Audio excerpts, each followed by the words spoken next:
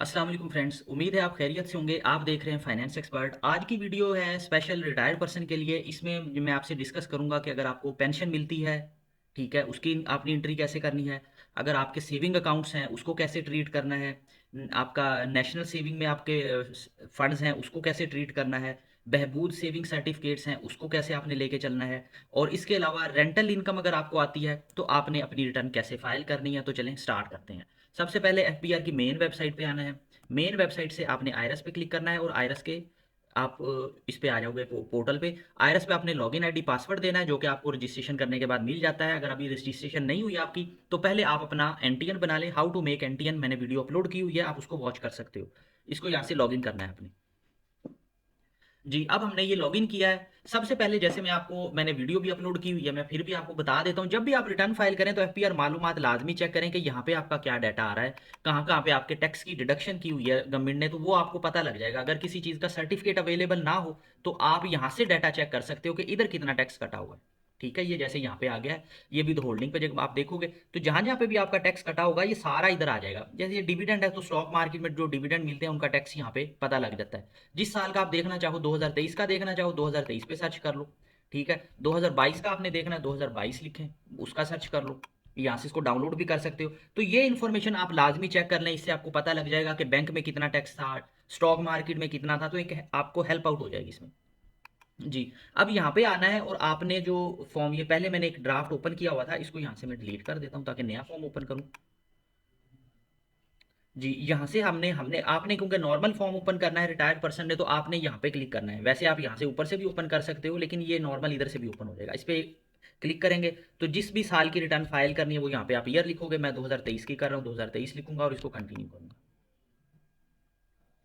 जी, अब ये आपके सामने नॉर्मल फॉर्म आ गया है। आपने अब करना ये है, सबसे पहले तो अगर आपकी कोई रेंटल इनकम आती है, आपको रेंट आता है प्रॉपर्टी का, आपने क्या करना है, आपने यहाँ पे आना है प्रॉपर्टी पे, रिसीट और डिडक्शन में। अब यहाँ पे आपने फ्रेंड्स करना ये है, पूरे साल का जो आपको रेंट आया है ना, पूरे साल का, अब उसमें से चाहे 12 महीने का है चाहे 6 महीने का, पूरे साल का। और अगर आपकी एक प्रॉपर्टी है, 5 प्रॉपर्टी, उस सारे रेंट को इकट्ठा करके आपने जो पूरा रेंट है ना वो पूरे साल का जितना भी आपने रिसीव किया वो यहाँ पे लिख देना है। फॉर एग्जाम्पल मैं कहता हूँ पूरे साल का हमें 12 लाख रेंट आया, इसको कैलकुलेट कर देना है आपने। अच्छा, अब नीचे आएंगे तो आप देखें उन्होंने आपका थोड़ा सा जो 2,40,000 था वो आपको यहाँ पे एग्जाम्प्ट कर दिया, तो 9,60,000 ही टैक्सेबल होगा। ठीक है, ये आपको जितनी एग्जाम्पशन मिलती थी, मिल सकती थी, वो यहाँ पे मिल गई है। अब उसके अलावा एक और चीज़ होती है, अक्सर जिनकी प्रॉपर्टीज होती है ना वो प्रॉपर्टी टैक्स पे करते हैं, जो कि प्रोविंशियल गवर्नमेंट का के अंडर आता है प्रॉपर्टी टैक्स। जिन्होंने पे किया है उनको आइडिया होगा, ये हर साल उनके घर पे नोटिस आ जाता है कि जी ये चालान पे करें। अगर आपने इन प्रॉपर्टीज का जिसका आप रेंट यहाँ पे लिख रहे हो प्रॉपर्टी टैक्स पे किया है तो वो भी यहाँ पे आप क्लेम कर सकते हो, उसका भी आपको बेनिफिट मिल जाएगा। फॉर एग्जाम्पल मैं कहता हूँ कि इस साल हमने 70,000 इन प्रॉपर्टीज का प्रॉपर्टी टैक्स भी पे किया। ठीक है, अब ये चाहे आपका जो रेंट है ये एक प्रॉपर्टी का है चाहे 5 प्रॉपर्टीज का है, सारा इकट्ठा करके पूरे साल का लिखना है जितना भी है। तो वो आपने इसके बाद यहाँ पे देखें प्रॉपर्टी भी लिख दिया आपने, उसका भी टैक्स लिख दिया। तो ये आपको इसमें उसने क्या किया है, 12 लाख से आपको 8,90,000 रुपये वो ले आया कि आपका इतना जो रेंट है वो टैक्सेबल होगा। जी, अब उसके बाद आपने क्या करना है। अब जो रिटायर्ड पर्सन है मोस्टली उनको पेंशन आती है, तो आपने अदर सोर्स में आना है। पेंशन की एंट्री कैसे करनी है ये देखें जी, एन्युटी और पेंशन। अब आपको पूरे साल की जितनी पेंशन मिली है आपने सारी यहाँ पे लिखनी है, पूरे साल की जमा कर लें। फॉर एग्जांपल हम कहते हैं जी पूरे साल में हमें 14,50,000 पेंशन मिली, इसको कैलकुलेट कर लें। और इस अमाउंट को यहाँ से कॉपी करने के बाद यहाँ पे भी पेस्ट कर दें। वो इसलिए कि जो पेंशन होती है ये एग्जाम्प्ट होती है। ठीक है, तो अब एग्जाम्प्ट भी इसी रो में आएगी, फाइनल भी इसी रो में आती है, तो इस वजह से आपने यहाँ पे इसको लाजमी लिख देना है। अच्छा, उसके बाद एक और चीज़ आपने करनी है। अब अगर आपने बहबूद सर्टिफिकेट में कोई इन्वेस्टमेंट की हुई है, ठीक है, पेंशनर बेनिफिट अकाउंट में आपने कोई इन्वेस्टमेंट की हुई है, शोहदा फैमिली बेनिफिट अकाउंट में कोई इन्वेस्टमेंट की हुई है, उस पे जितना भी आपको पूरे साल में प्रॉफिट हुआ है, जो भी बेनिफिट हुआ है, उसकी अमाउंट यहाँ पे लिखनी है आपने। ये फॉर एग्जांपल मैं कहता हूँ 8.5 लाख। और एक बात याद रखिएगा, अब जो बहबूद सर्टिफिकेट है ना ये सारी की सारी नॉर्मल टैक्स में होती है, क्योंकि इसके ऊपर टैक्स की डिडक्शन नहीं होती जैसे कि बैंक अकाउंट में होती है। तो इसके ऊपर जो टैक्स होता है वो आपने पे करना होता है। तो ये आपने अमाउंट यहाँ पे लिखनी है। ठीक है, अब ये आपकी एंट्रीज इतनी हो गई हैं। उसके बाद आपने अगर कोई सेविंग अकाउंट है आपका तो उसकी एंट्री कैसे करनी है मैं वैसे भी वीडियोज में बता चुका हूँ, मैं फिर बता देता हूँ। फाइनल टैक्स में आना है आपने। ये ऑलरेडी उसने एफबीआर मालूमात से कुछ चीज़ें फिल कर दी हैं, ठीक है, इसको आपने नहीं देखना, मैं इसको वैसे एक दफ़ा डिलीट ही कर देता हूँ। ये एफबीआर मालूमात से कुछ चीज़ें वो खुद भी फिल कर देता है, लेकिन आपने उसको चेक करना है, जो आपको जो ठीक लगे फिर आपने वैसे ही करनी है। अगर कोई एक्चुअल सर्टिफिकेट है तो आपने उसी को फॉलो करना है, फिर आपने एफबीआर मालूमात को नहीं देखना। जी, ये profit on date under section 7B। अब जिस जिस अकाउंट पे भी आपको प्रॉफिट मिला है, आप उसका बैंक का नाम लिखें, अकाउंट का नंबर लिखें और यहाँ पे उसको ऐड करते जाएं। मैं कहता हूँ जैसे इसमें हमें 1 लाख प्रॉफिट मिला है, ठीक है, इसके ऊपर 15,000 टैक्स हमने दिया है, तो 15,000 15% ही बनेगा, ठीक है। इसी तरह नेशनल सेविंग पे अगर आपको टैक्स, आपको प्रॉफिट मिला तो यहाँ पे आप लिख सकते हो नेशनल।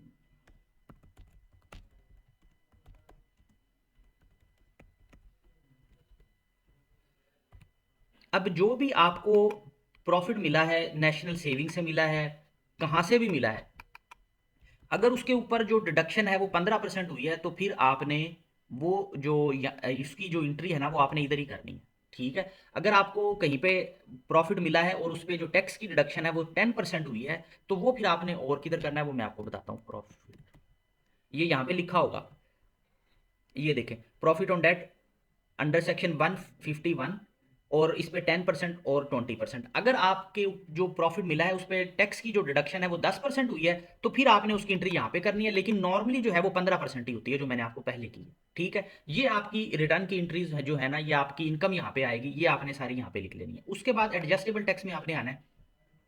एडजस्टेबल टैक्सेस में जहां जहां पे भी आपके टैक्सेस कटे हैं ना, वन बाय वन आपने फिल कर लेने। अब इसके बीच में आपके बिजली के बिल पे आप चेक कर लें, ठीक है, नॉर्मली घरों पे नहीं होता, वो कमर्शियल पे होता है। इसके अलावा टेलीफोन पे हो सकता है, प्रीपेड मोबाइल फ़ोन जो होता है आपका, उसके ऊपर आपका अगर आपके जो आपके नाम पे सिम है, ठीक है, आप हेल्पलाइन से उसका सर्टिफिकेट ले सकते हो। पूरे साल में जो भी आप टैक्स पे करते हो, मतलब जब आप लोड करवाते हो 100 का, तो उसके बीच में से आपको 70 रुपये आते हैं, तो उसमें जो इनकम टैक्स होता है वो यहाँ पे आप पूरे साल का क्लेम कर सकते हो।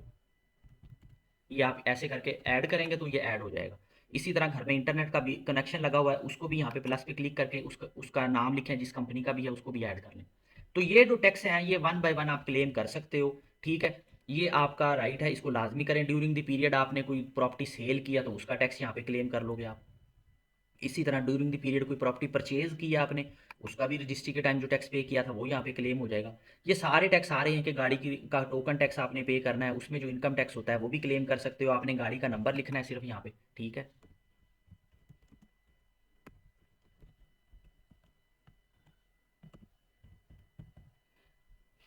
गाड़ी का ऐसे नंबर लिखें, और जितना उसके बीच में आपने इनकम टैक्स पे किया है ना वो आप यहाँ पे क्लेम कर सकते हो। मैं कहता हूँ कि टोटल इनकम टैक्स में 5,000 था।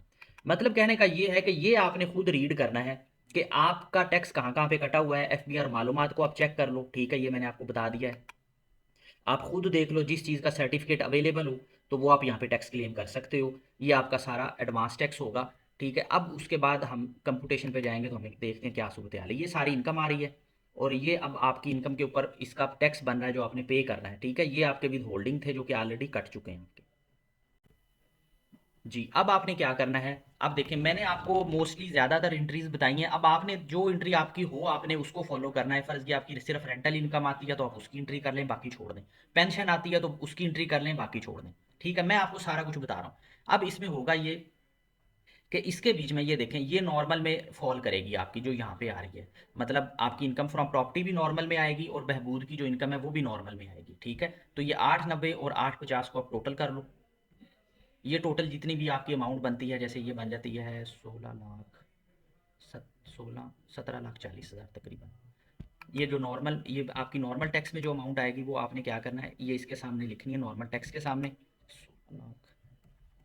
मैं वैसे एग्जैक्ट कैलकुलेशन नहीं करना, अगर कोई गलती हो तो उसको आप इग्नोर कर दीजिएगा। मैं जस्ट समझाने के लिए एंट्री कर रहा हूँ ताकि आपको पता लग जाए। आपने उसको आराम से बैठ के करना है सुकून से।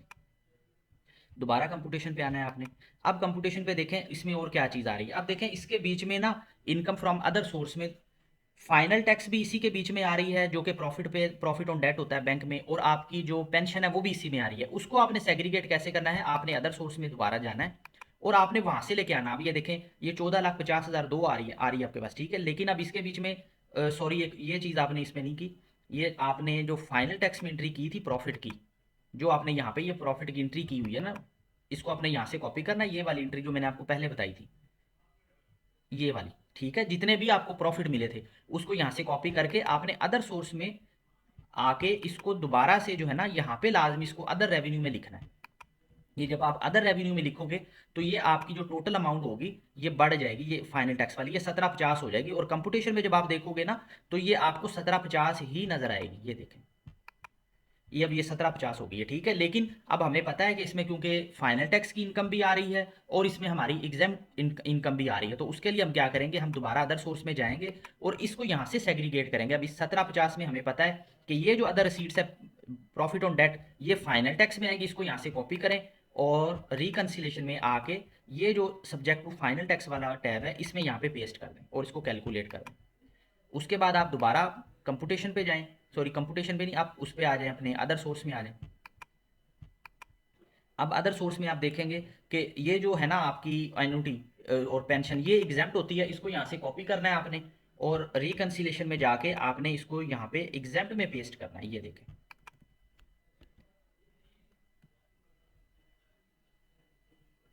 ये देखें एग्जाम्प्ट फ्रॉम टैक्स, यहाँ पे आपने इसको पेस्ट करना है और इसको यहाँ से कैलकुलेट कर दें। अच्छा, इसमें ना आपने एक चीज़ ख्याल करनी है, पुराने सॉफ्टवेयर में वो कैलकुलेट जब करता था तो ऑटोमेटिकली उसको एग्जाम्प्ट कर लेता था, लेकिन यहाँ पे वो इसको एग्जाम्प्ट नहीं करेगा, आप उसको सॉरी सेव नहीं करेगा, आपने खुद यहाँ से इसको सेव करना है।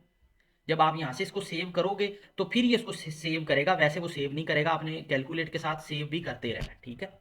उसके बाद अब आपकी मोस्टली जो एंट्रीज हैं वो कंप्लीट हो गई हैं, रिटर्न में जो इनकम थी वो भी आ गई है, ठीक है, वो भी आपने ले लिया है। अब आ जाती है बारी आपकी वेल्थ स्टेटमेंट की। फ्रेंड्स, वेल्थ स्टेटमेंट की एक separate video, wealth statement complete working, मैंने ऑलरेडी अपलोड की हुई है, आप उसको भी वॉच कर सकते हो अगर आप डिटेल से देखना चाहो।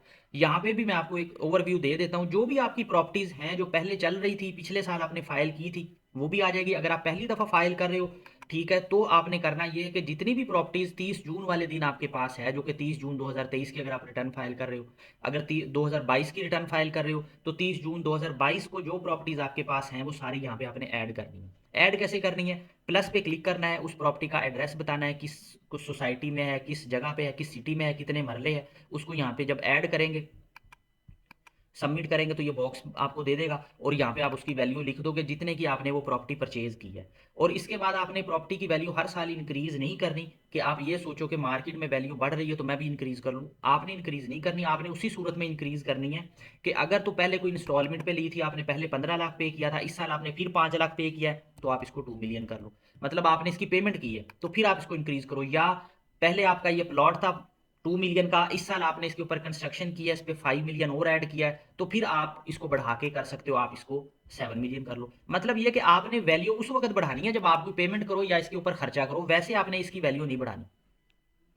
उसके बाद आपके मोस्टली ये बैंक अकाउंट्स आ जाते हैं। तो अगर आप फर्स्ट टाइम फाइल कर रहे हो तो प्लस पे क्लिक करोगे, यहाँ पे आप अपना अकाउंट नंबर लिखोगे, इसको सबमिट करोगे, ठीक है, तो अकाउंट ऐड हो जाएगा आपका। यहाँ पे आप उसका बैलेंस लिखो, 30 जून 2023 का क्या बैलेंस था, क्योंकि मैं 2023 की फाइल कर रहा हूँ, अगर 2022 की आप फाइल करोगे तो 30 जून 2022 का बैंक का क्लोजिंग बैलेंस लिखोगे। अगर आपकी स्टॉक मार्केट में इन्वेस्टमेंट है तो लिस्ट आप शेयर्स इन लिस्टेड कंपनीज लिख के जो आपका कैपिटल इन्वेस्ट आपने किया है वो आप यहाँ पे लिख सकते हो। उसके बाद नीचे आए आप, नीचे आप देखेंगे आपको सारी चीज़ें नज़र आ रही हैं। अगर आपके पास गाड़ी है तो गाड़ी भी आप ऐड कर सकते हो, ठीक है, अगर नहीं है तो उसको छोड़ दें। ये मैं आपको एक ओवरव्यू दे रहा हूँ, जिनके पास जो चीज़ है वो कर लें। हाउस होल्ड इफेक्ट के बीच में घर की चीज़ों की वैल्यू आपने लिखनी होती है। पर्सनल आइटम में आपके मोबाइल फ़ोन लैपटॉप ये चीज़ें आ जाती है। अगर फर्स्ट टाइम आप फाइल कर रहे हो तो यहाँ पे आप कैश की फिगर जो आपके पास अवेलेबल है वो लिख लो, अगर नहीं है तो भी थोड़ी सी लिख लो, ठीक है। उसके बाद आपने क्या करना है, फर्स्ट टाइम अगर आप फाइल कर रहे हो ये कैश की फिगर डाल के आपने रिकन्सिलेशन में आना है। यहाँ पे आप देखोगे ये जो अमाउंट है ना ये पॉजिटिव में आ रही होगी, जैसे कि अब आ रही है, ठीक है, आपने इसको यहाँ से कॉपी करना है, पॉजिटिव अमाउंट को, अनरिकनसाइल्ड अमाउंट को कॉपी करना है और नेट एसेट प्रीवियस ईयर में आपने इसको पेस्ट कर देना। जब आप इसको पेस्ट करके कैलकुलेट करोगे तो ये जो अनरिकनसाइल्ड अमाउंट है ये यहाँ पे जीरो हो जाएगी, तो आप अपनी रिटर्न जो है वो सबमिट कर सकते हो। लेकिन अगर आप पहले भी फाइल करते रहे हो, पिछली दफ़ा भी फाइल की आपने, तो फिर आपने करना ये है, वर्किंग करते हुए पहले आपने अपना जो कैश है इसको ज़ीरो कर देना है, क्योंकि ये सारी एडजस्टमेंट हमने कैश में करनी होती है, कैश ज़ीरो कर देना आपने। उसके बाद आपने अनरिकनसाइल्ड अमाउंट देखनी है कि अब वो पॉजिटिव में है कि नेगेटिव में। अगर तो ये नेगेटिव में है तो ठीक है, इसका मतलब नेगेटिव में है तो इसका मतलब आपकी जो वेल्थ स्टेटमेंट की इनकम वेल्थ स्टेटमेंट की वर्किंग थी वो ठीक हुई है। आपने इसको यहाँ से कॉपी करना है और कैश में जो आपने पहले डिलीट किया था कैश में इसको पेस्ट कर देना है, ठीक है। अगर ये अमाउंट आपकी पॉजिटिव में आ रही हो यहाँ पे अनरिकनसाइल्ड पॉजिटिव में आ रही हो, पिछले साल भी आपने रिटर्न फाइल की थी, तो फिर आप यहाँ पे प्रीवियस ईयर को नहीं चेंज कर सकते। फिर आप, इसका मतलब है अगर ये अमाउंट पॉजिटिव में आ रही है आपकी, तो फिर आपने कोई चीज़ गलत की है, आपने अपने एसेट्स को बहुत ज़्यादा बढ़ा लिया है और इनकम को कम शो किया है, इसका मतलब आपकी चीज़ें गलत हैं, ये पॉजिटिव में नहीं आनी चाहिए, ये नेगेटिव में आनी चाहिए। इसके बाद पर्सनल एक्सपेंसेस हैं, वो मैंने इंटर नहीं किए। यहाँ पे आप इंटर करना चाहें जितने आपके पर्सनल एक्सपेंसेस हैं, आप एक अप्रॉक्सीमेट वैल्यू इंटर कर सकते हो। मैंने नहीं लिखा क्योंकि वो अब अगर लिखूंगा तो वो यहाँ पे अनरिकनसाइल कर देगा, ठीक है। अगर कोई एक्सपेंस नहीं लिखना तो जीरो लिख दें यहाँ पे, लेकिन लिखना जरूर है।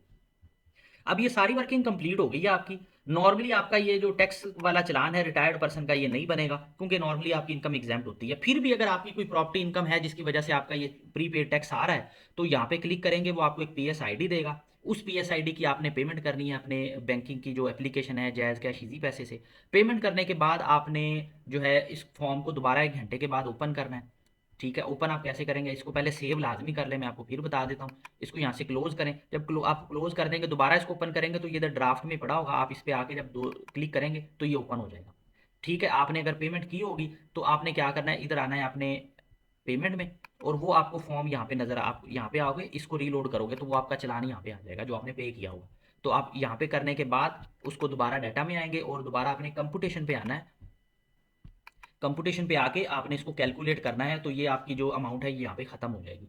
फिर आपने अपनी जो ये रिटर्न है, जब इसको सबमिट पे क्लिक करोगे आप, तो ये आपको कहेगा कि अपना पिन नंबर दें, तो पिन नंबर देके आपकी ये जो रिटर्न है ये सबमिट हो जाएगी। अपना बहुत ज़्यादा ख्याल रखिएगा, वीडियो अच्छी लगे तो लाइक कीजिएगा, शेयर कीजिएगा, और अपना बहुत ज़्यादा ख्याल रखिएगा।